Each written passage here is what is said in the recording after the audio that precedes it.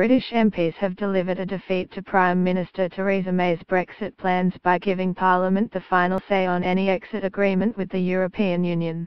In a blow to Ms May, already weakened after losing her Conservative Party's majority in a June election, the 650-seat Parliament voted 309 to 305 in favour of the amendment.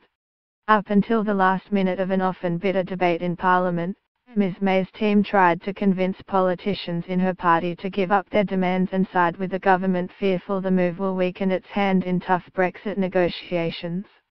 MPs are debating the EU withdrawal bill, which will repeal the 1972 legislation binding Britain to the EU and copy existing EU law into domestic law to ensure legal continuity after exit day on March 29, 2019. In focus on Wednesday was an amendment put forward by Conservative politician and former Attorney General, Dominic Grieve, who wants Parliament to have a meaningful vote on any deal before it is finalised and for it to be written into law. There is a time for everybody to stand up and be counted, Mr Grieve told Parliament earlier, criticising some fellow members of the Conservative Party for calling him a traitor over his decision to vote against the government.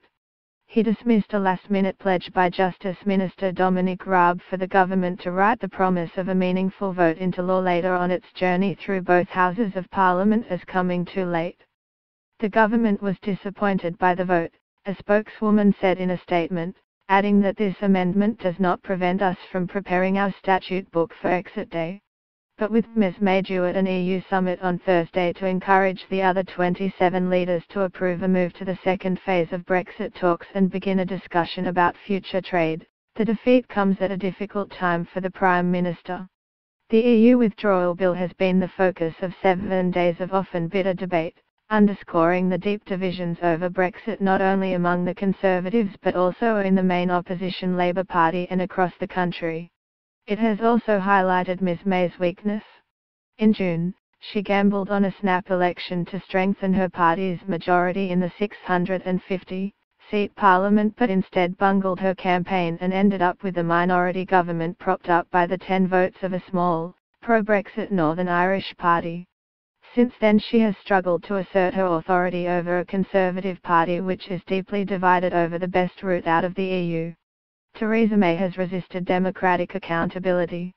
Her refusal to listen means she will now have to accept Parliament taking back control. Earlier, Ms May had tried to persuade politicians to vote with the government for her Brexit blueprint, saying Mr Grieve's amendment would put added time pressure on a government which wants to make Britain ready to leave the EU in March 2019. That could be at a very late stage in the proceedings, which could mean that we are not able to have the orderly and smooth exit from the European Union that we wish to have, she told Parliament before an hours-long debate on the exit plan. Her spokesman said the government had in good faith come forward with a strong package of concessions to deal with the spirit of the amendment.